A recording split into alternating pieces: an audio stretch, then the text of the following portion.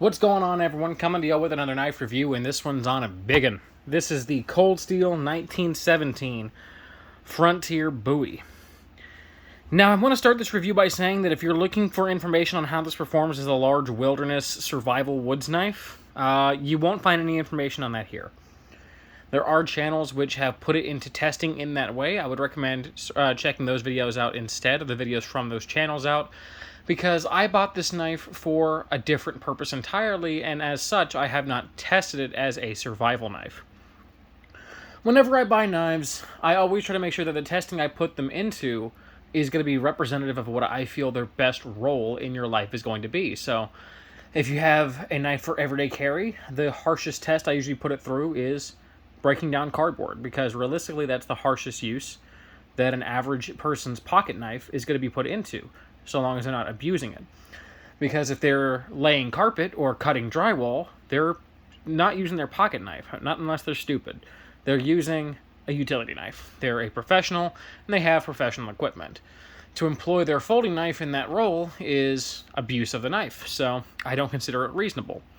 And with fixed blades, if its primary use is a woods knife, I test it as a woods knife, making kindling, chopping, batoning, as so on and so forth. However, I bought this as a self-defense combat knife. And that's right, I actually do carry this, because it is legal where I live, as a deterrent in case anyone decides they want to start something. They see this, they back off. If they don't, well, I have something that's very large I can defend myself with quite adequately. So, how do I test that? A simple fact is I don't. I could put it the same test that Cold Steel likes to put their products through in their videos, where they hack through racks of ribs with them, or chop a cow femur in half, or whatever. It's just not practical, and as such, those types of videos already exist, and I'm not about to, purposely walk into a bad neighborhood and start a knife fight just to get review data. So, this knife is untested as a self-defense knife. However, I think it's going to speak for itself in that role anyways. Let's start with the sheath.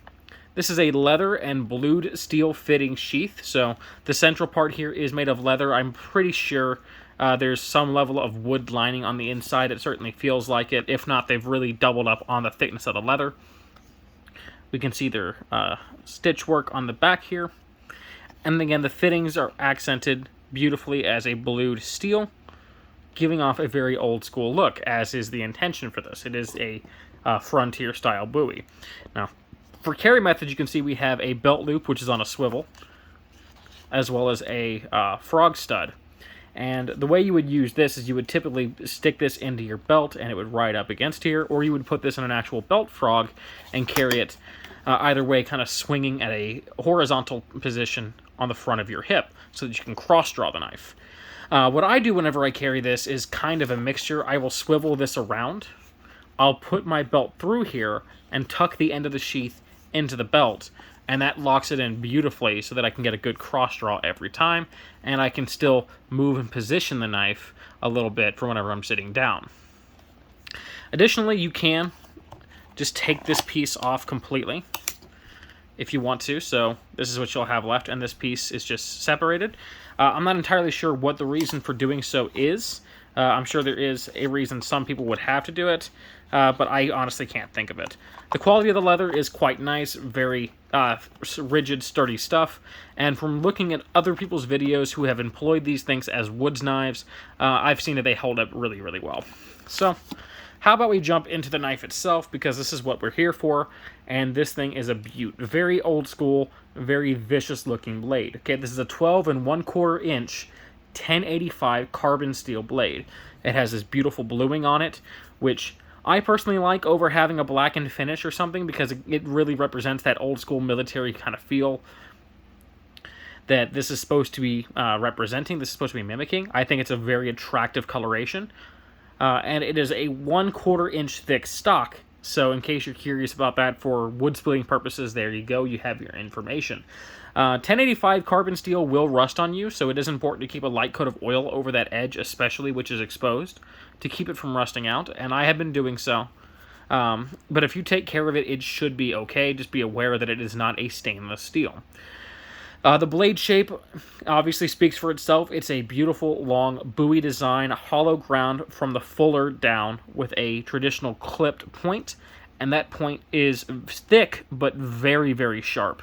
I mean, very, very sharp. It's hard to see, but this thing is pointy as all hell without being delicate, which is obviously a good thing. You don't want your tip breaking on you in a desperate situation where you would have to draw this knife.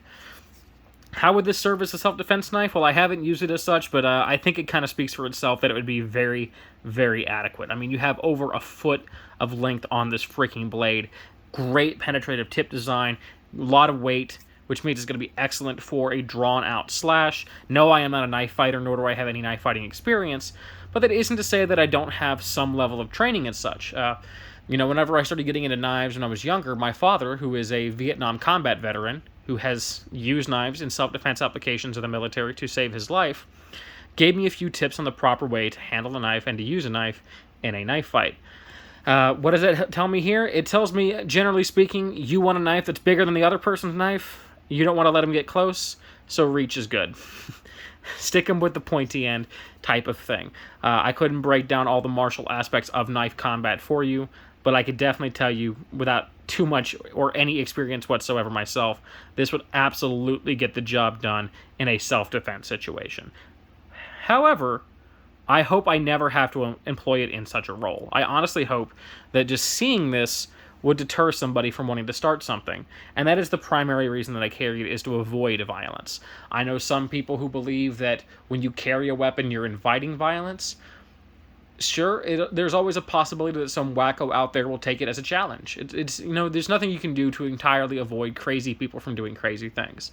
However, I think that any person with a level of sanity is not going to want to mess with somebody who's carrying something like this, at least not without a firearm. And if they have a gun, then a knife isn't going to do you any good no matter what it is. So that's the blade. Beautiful design. I love this very large fuller here. It does the great job of lightening the blade as well as looking badass. People like to call these blood grooves. It's not what it's for, but it's always fun to mention. The handle is 5 3/8 inches long. It is made out of rosewood, which is a relatively softer wood material, and this does feel kind of porous. I could very easily see someone peeling this off and having a custom handle made. It is attached with just 3 flat heads, which is wonderful because you can very easily adjust this, anywhere you are. Use the edge of your key, use a coin, use whatever you have access to get that tightened up in case it does come loose on you. In hand, it feels excellent. I mean, it really does feel very comfortable in hand. Has a good balance point somewhere around here. So, in the hand, it feels very effective. Ergonomically speaking, the handle's edges are rounded quite nicely. However, there is one fit and finish issue on this knife for me, and that is on the quillion, or the crossguard here, which is also a beautiful blued steel. It is well rounded and polished on this upper section. However, on the S-guard moving downwards here, there is a bit of a sharp edge right there. Now, does it matter? Are you ever going to run into that? No. There's no situation in which your hand is ever going to bump into that, so it's not really a problem, but I did want to mention it for the review's sake. I also forgot to mention we have a very large finger groove here, which is cool if you're using this as a utility knife for some particular reason. Like, if you really feel like, whipping this thing out to do a little bit of whittling, maybe you are using this as a woods knife, you can choke up on it to get some kindling, shaving. It will work in that role pretty well because of that finger choil. Forgot to mention that. The reason for the S-shaped crossguard quillion, if I understand correctly, and I'm not an expert on this, but it's meant for knife fighting. This S-shape is supposed to help deflect a blade from reaching your hand, while this bent portion here, this upwards portion, is supposed to help catch an enemy blade during a knife fight. How likely is that to ever actually happen these days? Probably not likely at all, because you'd have to be going against someone who has a knife of similar size to this one, and realistically speaking, you're just not going to see that. But the handle on it is nice. I do like it. It's a bit dark. I do wish this was a little lighter, maybe to accent that dark blued blade. But as it sits, it's still a very effective looking design. Very no frills, which I do enjoy. We do have this flare down here, which is meant to help you keep your grip in a knife fighting situation, if blood is rolling onto your hands, or if mud, or if it's wet, or you're sweating. This is supposed to help give you some extra grip. How well does that actually function for that? Well, it's a time-tested design, so I have to assume that it works out really reasonably well, but I'm not about to go cover my hands in blood to find out for myself. That said, I can tell you that this handle would make a very effective, less lethal impact weapon because of the point that it comes to. And I'm not going to say non-lethal, because you smack somebody in the temple with this could well still be lethal. It'll just be less lethal than sticking him with the other end. So, very effective impact weapon in that sense. And I really can't show this in a tabletop fashion, but this thing, and just trying is knocking my camera around. This thing really does feel perfectly balanced in the hand. It's very easy to maneuver and kind of do all your little flips and tricks with it. The overall weight of this knife with sheath, according to the website, and I didn't weigh it myself because the measurement seemed accurate to me, is 23.8 ounces. So it is a hefty knife. I mean, you're looking at what is 17 5/8 inches long overall. This is a freaking hand sword. I mean, that is absolutely what this is. This is a freaking hand sword. This is a miniature cutlass that you will be, carrying around with you if you are crazy enough to carry this thing like I am. So I think that for how much you're getting, the weight is fine. Some people will be concerned with where this is made. Is it made in the USA? Is it made in China? Is it made in Taiwan? None. It's made in India. I don't have a lot of experience with Indian-made knives. I've had knives made in Nepal, such as the various kukris I've owned. I've had knives made in Pakistan. And what I can tell you is, at the end of the day, it comes down to the person making it. I've had crap made in Pakistan, and I've had pretty decent stuff made in Pakistan. I've had crap made in Nepal, and I've had really nice kukris made in Nepal. So don't let the fact this is made in India deter you if you've had bad experiences with Indian-made knives. This one feels very solid to me. Now, I'm not going to sit here and tell you guys that it feels up to par with some of the higher-end, nicer cold steel Bowie knives out there, like the Laredo or the Natchez. No, I'm just not. I'm not gonna tell you this feels just as nice as the super premium cold steel Bowies. What I am gonna tell you though is it feels effective at what it is. It feels like a weapon, and that is what this is. We can BS all day long and say it's a woods knife. Well, you could use it as such, I'm sure, but it is first and foremost a weapon. That is what it's designed for. That is its intended role. That is what this is based on, and I can tell you that it does feel like that in hand. It feels very solid. It feels incredibly sturdy. So, price point on this, $120. I got mine for $103, I believe, on eBay from a seller who had it returned to them. And the reason I'm not showing the packaging is because the seller who shipped it to me used the original packaging as the mailing box. And it's just a large black box with no distinct markings on it or anything, so you're not really missing out. Just a very generic form of packaging. So, yeah, there you have it. All in all, would I recommend this knife for the money? Hell yes. This thing is absolutely fantastic. I love it. It has a overall very appeasing aesthetic to it, a very solid feel in hand, great balance, and, no one's, I haven't been carrying it that long, but no one's messed with me yet, so far, so good. It is working as a deterrent. Now, I'm going to go ahead and tell a quick story here that's a little bit unrelated to this knife. Let me just get a drink of water real quick. So the reason for this is I'm not carrying this thing with me everywhere I go. Like, I'm not crazy enough to EDC this thing. I'm not walking into Walmart in my hometown wearing this. I'm not going to walk into my local game store because I am a gamer. I'm not going to walk in there and be like, hey guys, what's up? You got any new Xbox games? I'm not doing that. That's obviously ridiculous. It's not the purpose that I foresee myself going into with this. If I'm going into a place that I know to be safe, that I know to be okay, I'm not going to carry it. Yeah, things could break out, but no one's going to try to hold up a Walmart with a freaking knife. So if push comes to shove, it's not going to help me in most of those types of daily situations anyways. That's what my folding knife is for. So, if I have to get into... if something does happen in Walmart that is not gun-related anyways. The purpose for this, for me, is for whenever my wife and I go out of town to an area that we're unfamiliar with, or whenever I'm going to a side of town that I know to be sketchy. Every town has sketchy sides, bad neighborhoods, and I do occasionally go to a few of mine because there are stores located on those sides of town, or I have friends who live on that side of town, and I always want to have something on me.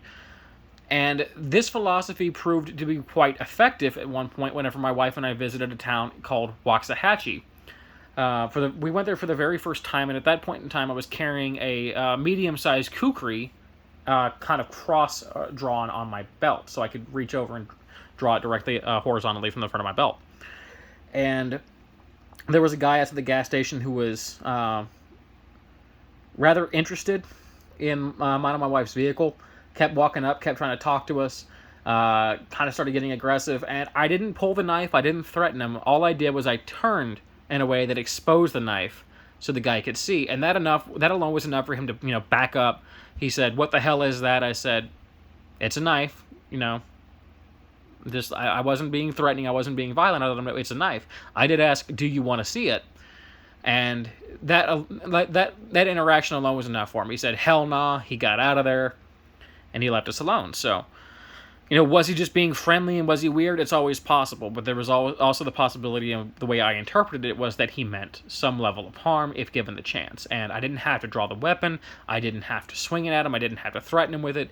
Just the simple act of seeing it was enough for him to back off. And ever since then, I've maintained that philosophy, and I carry these types of large knives when I'm going into unknown territory. So long as it's legal in the area I'm going. Like, I don't believe I can carry this across the border into Oklahoma or Louisiana. I could be wrong. So that's the reason why I carry this thing. It's the reason why I carry knives like this. Let me know what you guys think in the comment section down below. Do you like seeing reviews on larger fixed blade knives like this? Do you want to see more videos on them? I would love to hear your thoughts. Hope you enjoy the video. I hope you enjoy the rest of your day. And until next time, peace and take care.